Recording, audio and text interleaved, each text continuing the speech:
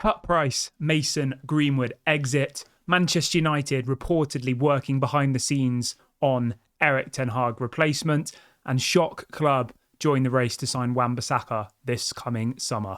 These are some of the stories we will be discussing on the show this evening, but before we get into that, please smash a like on today's video, subscribe to the channel if this is your first time watching, and let's get straight on into it. So I wanted to start the show off with some positivity, as I always like to do here on Daily Red Devil.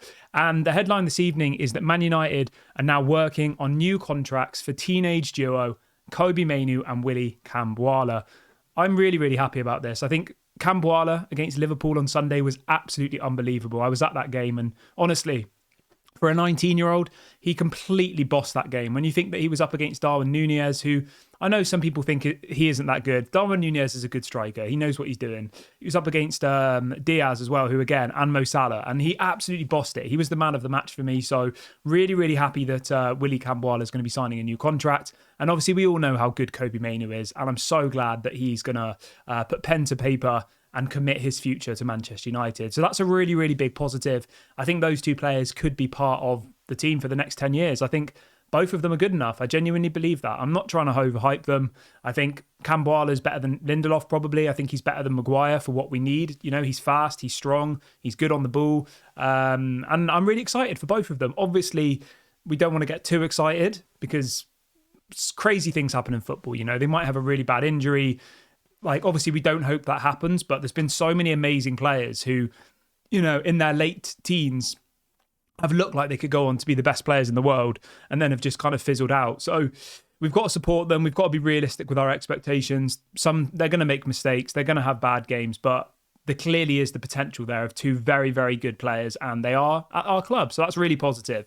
Moving on from that, though, let's talk a little bit about the game against Bournemouth tomorrow. So apparently Man United will be without 6 senior defenders after Raphael Varane and Johnny Evans have been ruled out with injury. So it's absolutely mad. The game on Saturday, we will only have Willy Kambwala.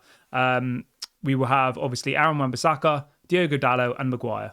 Those are the only 4 defenders in our whole team. No other left backs, no other right backs, and no other centre backs. So if we were to get any more injuries now, we'd be in big trouble. Really, really big trouble. I know Sofian Amrabat can play at left back. Casemiro's played at centre back before, I think. So we do have some options, but we are really scraping the barrel at the moment. So let's hope that we can get through this game tomorrow. We need a win, realistically, because if we weren't to beat Bournemouth tomorrow, I think the pressure on Erik ten Hag is going to mount really, really high, to be honest. I think we need to go out there tomorrow and put in a really convincing performance, and we need to get 3 points. That's the bare minimum. I know Bournemouth are a difficult team. I know they beat us 3-0 at home, but if we were to go and get absolutely battered by Bournemouth tomorrow, I think Erik ten Hag would be in big, big trouble, to be honest with you, because let's be honest, to lose home and away against Bournemouth in one season, that's very difficult to defend. Realistically, isn't it? So I think we'll win. I think, you know, we're going to see a response from the boys tomorrow, and I think I think tomorrow will be a win, but let's keep our fingers crossed for that one. Obviously, you guys can let me know in the comment section, what are your score predictions for the game against Bournemouth tomorrow? And you can also let me know this. It's a double-ended question. If Manchester United were to lose tomorrow to Bournemouth badly, we're talking, you know, 3-0, 4-0, do you think Erik ten Hag should be sacked? Let me know in the comment section below. Me personally, I think we're going to win the game tomorrow. I think it's going to be tight. I'm going to go 3-2 Manchester United. And if we were to lose the game tomorrow, I mean, if we were to lose like 5 or 6-0, I think it would be very difficult to defend Erik ten Hag. But if it was a tight game and we narrowly lost it, like 2-1 or something, I'm still Erik ten Hag in, because I just don't think at the moment there's anybody better out there who's going to be able to get much more out of the current players we have. So that's my opinion, but obviously you guys let me know yours. Keeping on the topic of defenders, there's a really interesting story that broke this evening coming from Gazzetta in Italy. It's one of the biggest newspapers over in Italy, 2 million followers on Twitter. And they are reporting that apparently Inter Milan are very interested in signing Aaron Wan-Bissaka this summer. And it says that apparently Inter Milan held talks with Wan-Bissaka's agent last summer. Obviously, Inter Milan are expecting Denzel Dumfries to leave, and apparently they're looking at him as the replacement. I think Wan-Bissaka will go. Whether it's to Inter Milan or not, we'll have to wait and see. Obviously, the most likely option for Wan-Bissaka would be Crystal Palace. I personally would move on Wan-Bissaka. I think defensively, he's really, really solid. Obviously, he gave away the penalty against Liverpool, but when you see the way Aaron Wan-Bissaka plays, he does take risks. Those slide tackles he does are crazy, and he pulls it off so many times. He's a player I like. I think he's decent, but I don't think he's, a player who's going to take us that step forward. I think he's got 1 year left of his contract as well. So if Man United do want to cash in on him, it needs to be this summer. Otherwise, he'll be leaving next year on a free. So we've got to consider that, don't we? Yeah, he's got 1 year left on his deal. We either sell him this summer or he leaves for free next summer. So for me personally, I wouldn't give him a new contract. I don't think he's worth giving a new contract. He's been here for 4 or 5 years. I think he's 27 this year. Yeah, for me, move him on, get some money in the bank, and then go and try and sign someone better. Maybe someone like Jeremy Frimpong. That's obviously the most talked about name at the moment. Keeping on some positivity, Sky Sports News have this evening been talking about Dan Ashworth. And the headline this evening is this. They say, I expect that in a few days, there will be an official statement between Manchester United and Newcastle about reaching an agreement on Dan Ashworth's transfer to Manchester United. So that's really, really good. We really, really need Dan Ashworth through the door. We need Jason Wilcox. We need Omar Barada. We're forming this team, but none of them have actually started work yet. So it's all good and well saying, Ineos are doing great things and all the rest of it, but none of the people they've employed have actually started work yet, because of all of these legalities, all of this gardening leave, all of this red tape that's been thrown in front of Manchester United. Effectively, these other clubs, the Man Cities, who obviously Omar Barada came from, the Newcastles, where Dan Ashworth came from, they're trying to prevent us from kicking on and really, really having the season that we want next year, because effectively we're rivals to them, aren't we? And if they said, oh yeah, you can have him, no problem, it would strengthen us. So I can see why they've done it. But I'm glad that the kind of feud between these clubs seems to have finally been broken and the deadlock is over. And we will soon finally have our new management team, our upper management team. So that's really, really positive. Moving on to Mason Greenwood. So this is a story coming out from Mark Ogden, who reports for ESPN. He is reporting this evening that Mason Greenwood's future is unclear. He goes on to say that all options are being considered and a return to the Manchester United squad has not been ruled out. That's really, really interesting, isn't it? Because I know there's a lot of people who watch this channel who have an opinion on Greenwood. It massively divides the fan base. It really, really does. Mark Ogden then also goes on to say that sources say that Manchester United's expectation of a transfer fee in the region of £30 million for Greenwood is apparently unrealistic due to financial restrictions across Europe. It says interested clubs believe that Manchester United cannot legitimately expect anywhere near £30 million for Mason Greenwood. I mean, that's mad, isn't it? Because I know people watching this will say, I want 100 million for Greenwood. I want 50 million for Greenwood. But the headline this evening, this is coming out from Mike Keegan as well, 2 or 3 journalists in the UK. So there's obviously been some sort of briefing this afternoon about Mason Greenwood that effectively Man United aren't going to even get 30 million for him because clubs aren't willing to pay that for him because of how difficult the financial position is across most of those European top clubs. Mike Keegan has to say this. He says, United are working on the assumption that Greenwood will be sold. He says expressions of interest from clubs around Europe. He says all options on the table, including a contract extension and then loan and then returning to Old Trafford in the future. He goes on to say that Sir Jim Ratcliffe will ignore the noise and make the best decision for the club. He says that Getafe want to keep Mason Greenwood.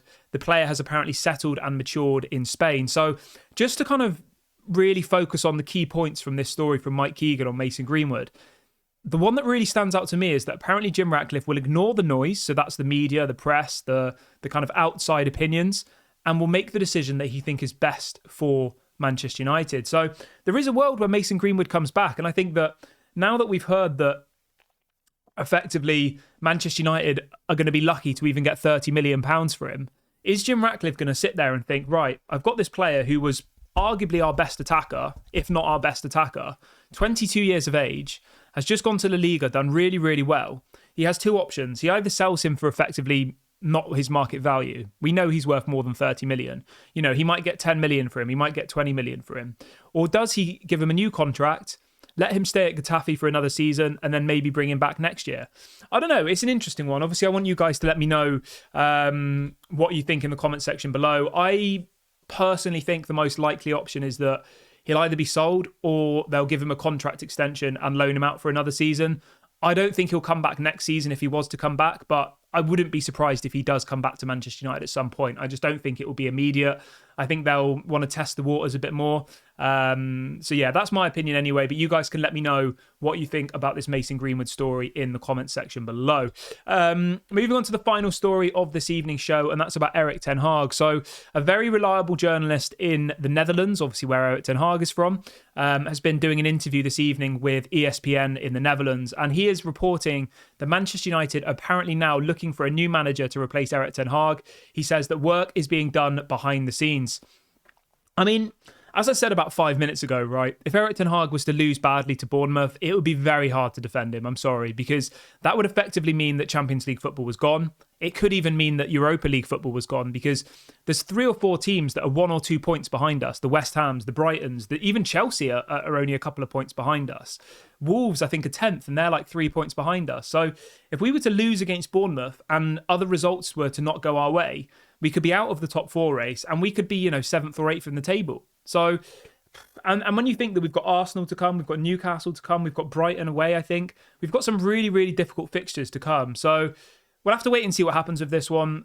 I honestly don't know which way it's going to go. I think, in my opinion, sitting here right now, I think that if Omar Barada, Jason Wilcox and Dan Ashworth start at Manchester United in the next kind of 2 or 3 weeks, I have a feeling Erik ten Hag might then be sacked. My main reason for Erik ten Hag not being sacked was that we currently don't have anybody above him. We don't have a director of football. We don't have the CEO. We don't have a head of recruitment. All of these people have been identified, but they haven't started work yet. And me sat here, I was looking at the situation thinking it would be a terrible mistake for Ineos to remove Erik ten Hag before they had the professional people above him to make that decision. It shouldn't be Jim Ratcliffe making that decision. It should be Dan Ashworth, Omar Barada and Jason Wilcox. Those are the people who are going to build our vision for the next 10, 20, 30 years. So they need to be the ones who make that decision. And if those people are, walk through the door and start in the next few weeks, which apparently they're now going to do, and the results aren't going our way, then who knows what's going to happen. But you guys let me know what you think in the comment section. I would still stick with Erik ten Hag for one more season personally, but I always like to see what you guys have to say. I've just noticed my head is really burnt. It's the first day in the whole year in England that the sun has come out. I think it's 19, 20 degrees here in the UK, and I've gone outside and my head is burnt. So don't ignore the red head. But I'm going to wrap the video up here, guys. If you have enjoyed today's video, please smash a like, comment, subscribe. It doesn't cost you any money. Get involved in Daily Red Devil. I'll speak to you all guys tomorrow after the Bournemouth game. Have a great day, evening, whatever you're up to, and I'll speak to you all later.